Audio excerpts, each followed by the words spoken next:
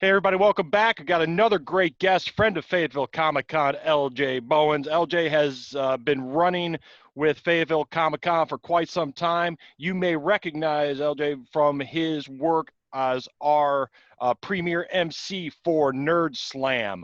Also, going to talk to LJ a little bit about some of the things that he has had to reschedule this spring. Spoken Word Festival that was going to be running the same weekend leading up into Fayetteville Comic Con back there in April, as well as just a preview of what he's going to be bringing with some of his crew to our show Saturday night on June 27th, either live right now that you're going to follow right from here, or you'll see this preview. But make sure to tune in on June 27th between 4 and 9 p.m. Tickets available www.fayettevillecomiccon.com. LJ, how you doing, brother?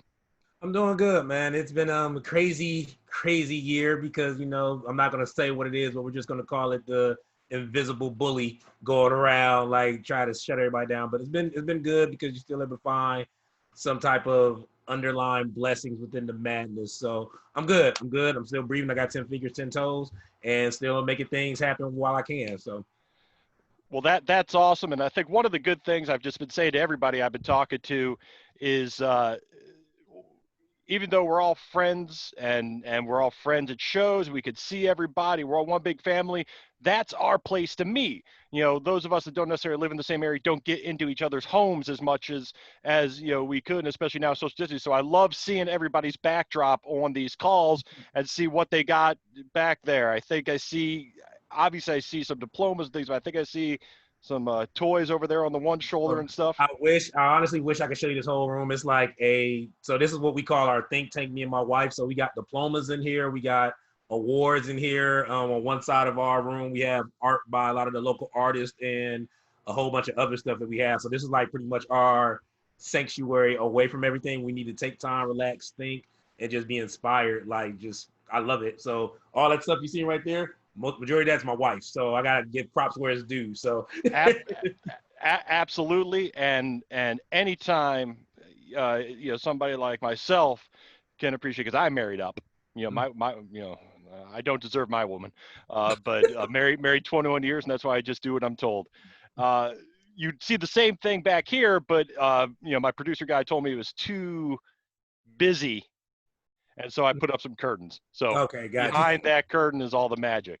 Um, LJ, give us a quick little rundown for those people watching that may not have experienced Fayetteville Comic Con and just don't know how cool and wide open Nerd Slam is. Give us a little talk about that.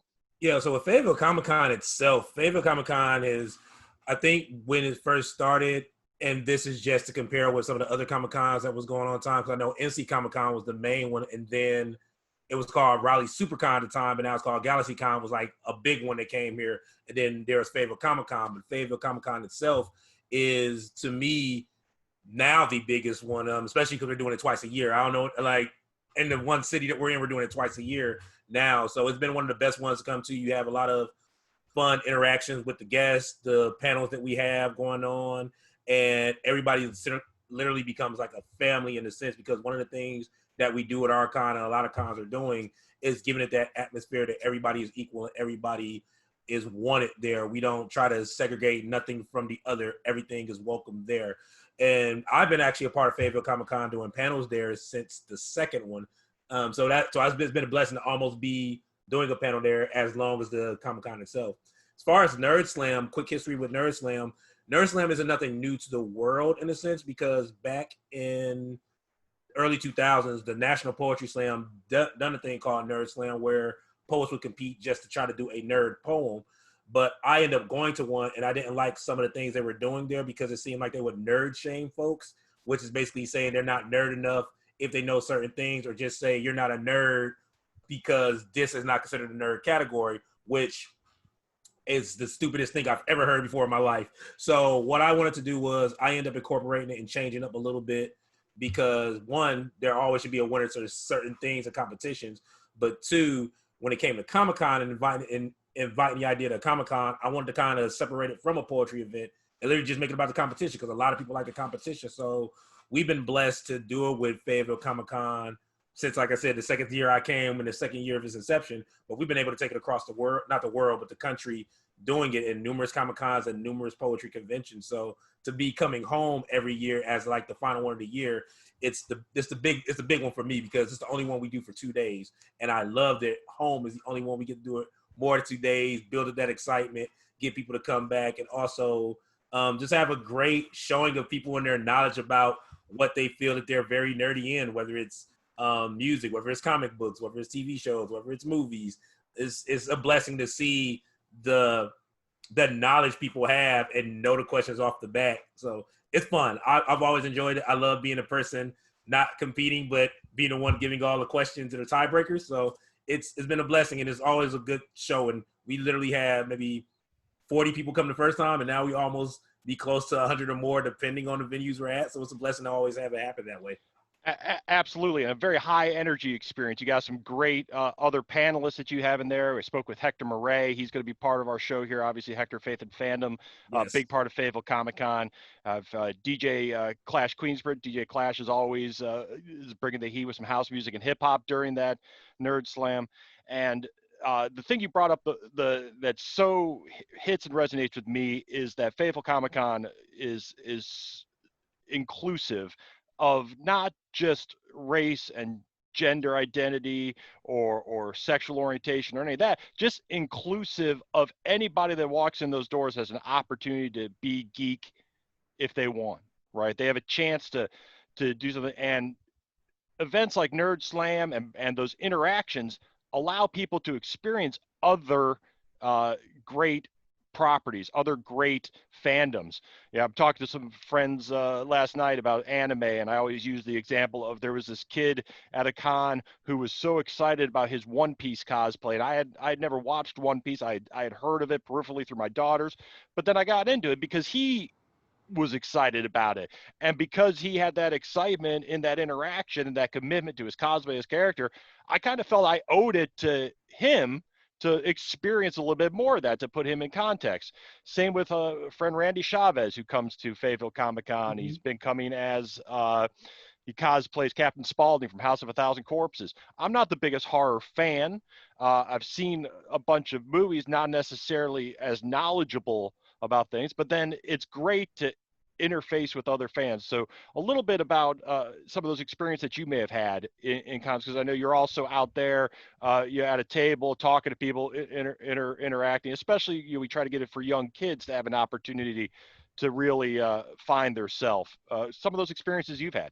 Yeah, we had one kid, and this was at another con, and it was funny because and I had it's good and it's bad because I had to change it only because of a certain thing that happened. But the youngest person I've ever had compete in a Nerdslam was 9 years old, and they did Roblox. So we literally had to think on the fly, what could we do with Roblox? And they did good up until the semifinals, but then once they lost because of a tiebreaker question, they started crying, and we had to let them know things happen. It happens, but we only changed that rule to make it like a little bit older, just so that way kids don't feel sad like they've done something wrong because they haven't. And another thing that I'm glad you brought that up with Nerdslam, we always incorporate that even if a person doesn't know a question, you don't boo them, you don't say nothing about them, you cheer them on and help them through.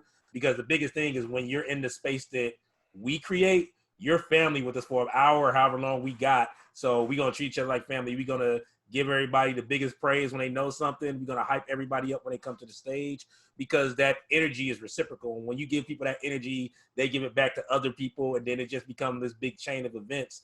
And that's the thing that make cons what they are, or just life what it is, when you have positive energy and you disperse it amongst the masses, and it just keeps spreading and spreading and spreading in a good way. But yeah, the Nerdslam has been a beautiful thing. We've had people do the first season of Power Rangers. We had somebody literally come to one Comic-Con event and literally say they just want to do spiders. And when we found questions about spiders, they knew the questions about spiders. So it's like I said, it's the amazing thing of seeing people knowing so much when it comes to that, because they feel they're nerdy about those things. So, I mean, it puts them to the challenge. And even if they don't get it, they literally will come back next year or find out what con we're at, because they missed that one question. They study just to come back and try to win. And we have tons of people that come every year trying to reclaim that glory of the question they missed. So it's always fun to see it happen. So obviously this it that shall not be named, he that we cannot see, whatever we were going to Yeah, claim this bully.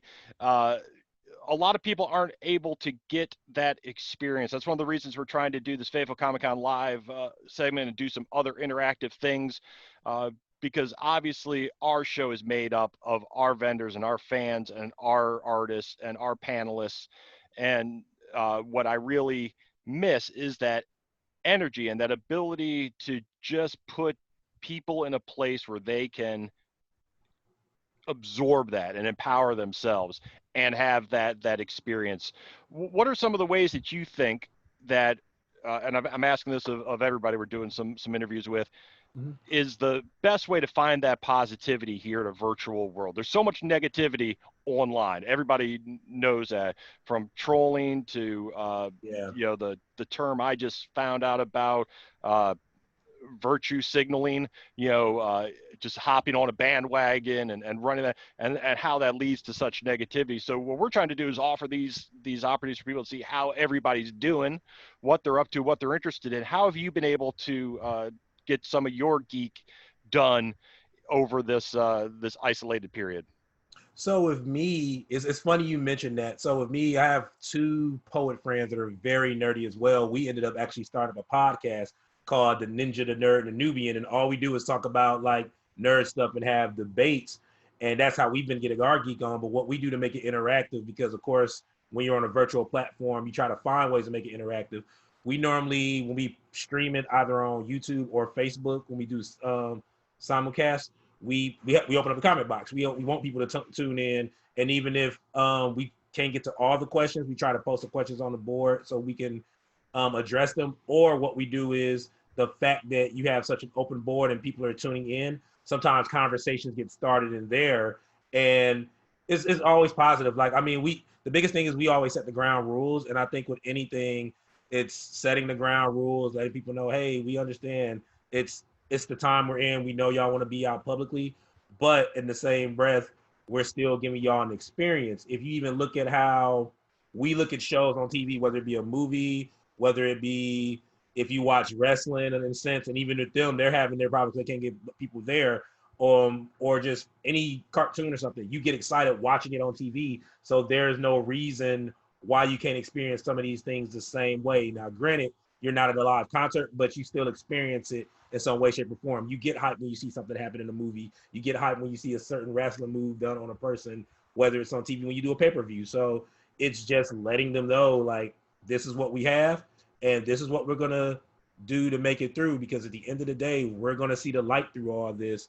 This is just our way of taking the baby steps to get to the light at the end of the tunnel. So it may have stopped the one thing, but it did not stop the show. As with this, that's what we're doing right now. It may have stopped the physical aspect of us being there in a certain space, but it doesn't stop the show, and we're still making something happen.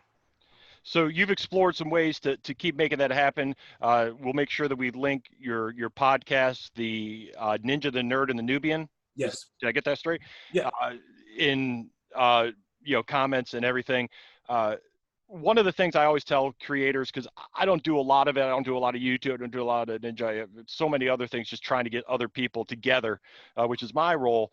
But one of the things I always tell people is, even if you only have a couple people tuning in, a couple people watching, don't stop making that creation, because you never know what's going to click, what people are going to. And if you maintain a positive approach to that, and you have a message of positivity in a topic that you're interested in, whether it's comic books, whether it's movies, whether it's wrestling, you can't get discouraged. And I think a lot of great creators have, just got turned off, because we had that flood of podcasts, some time back, that then kind of filtered out into some really, really strong continued ones. But people have been doing that, and they're turning it over, and new great stuff's coming on. What do you give advice to those people who are creating that spoken word content? And when I say spoken word there, I mean that audio type or audio visual type delivery. Keep creating. So the crazy thing is, me and my wife had this conversation about the year. Like, we went to the year saying that 2020 was going to be the year we see things clearly. We're going to have a vision to do things. And even if you look at the aspect of what has happened with the invisible bully shutting things down, it's literally almost like a process of the caterpillar to becoming the butterfly. So what I mean by that is, if you, as a creative, the biggest thing we can do in this time where we're sitting to ourselves is to create. So there's no such thing as a bad idea. I mean, all ideas, even if they seem bad, they get filtered through and they can get shifted to become something better when you have a group of people or just certain things around you. So take this time to create as much as you can, because even if you feel like one idea isn't working, there's other ideas that you can do. I mean, myself, I picked up learning how to play acoustic guitar in this downtime. So I'm still learning how to do that in a creative aspect. And then the idea of doing live events have not so much been my cup of tea, too much, because I love being in front of a crowd, but I've got a better appreciation for it now because it's another avenue to create. So now we have the platforms where we can do podcasts and more things, and just whatever your niche is, like, even if it seems like a bad idea, try it. It's be a creative. If you're creative, this is the time we create, because you never know when all this is said and done and you built the footprint on what you're doing at this time. When the world opens back up, you already got a head start on people that's just going to start thinking about, oh, I could do a podcast now, but you're 3 months in and you've already created the platform to learn the ins and outs. So just keep going with the creative process, keep going. And by the time everything opens up, you'll be set and the crowd's going to get bigger. Yeah. So, as part of preparing for this show's Saturday and the part that you're going to be participating in with some of your friends doing a spoken word presentation, we've had a great chance to talk to people who've turned their attention from making cosplay costumes to making creative masks for people. Spoke with a dude Dion there in Fayetteville yesterday on that exact thing. I know him from being able to put together some really great stitching on big cosplays, but now he's turned his attention providing some geek sort of mass so people can still experience that. Talked to Jason Richardson of J1 Studios, who runs J1 Con up in Atlantic City out of Philly. He's also Spider Tribble on the podcast Black Tribbles, which is in their 10th year and their final year. And he's saying the same thing. He's saying, if you know how to do something, keep doing it. If you need to figure out how to do something, start doing it, and then reach out to people that know how to do that. And we have that ability to interact with each other, even if it's over this, magic box that sits on my desk, right? Yeah. Randy Green, our son, he's the frontman, one of the two frontmen for Gangsta Grass. He's doing an interview with Afua Richardson on Friday, and we're going to be talking about Afua's comic book art tied into some of the hip hop covers that she's done for the Marvel hip hop, like this awesome X-Men 92, with the 92 to Infinity cover. That's one of the subsets of comics I collect, because I love hip hop and I love comics, and I like having the DVD cover or the album, if I got it on vinyl, and the comic next to each other and look at that comparison. It just resonates to me. And we all know that if you've ever been to one of the NC Comic Con shows where Daryl McDaniels DMC has been, he says the exact same thing. Wear your nerd badge with pride, and if that's what that's what you can go out in the world and talk about, and that's what you can go out and create. You don't have to be pigeonholed. Any of those experiences that you've had that have really resonated to that, especially like you've reinforced already, picking up some of those things during this time alone?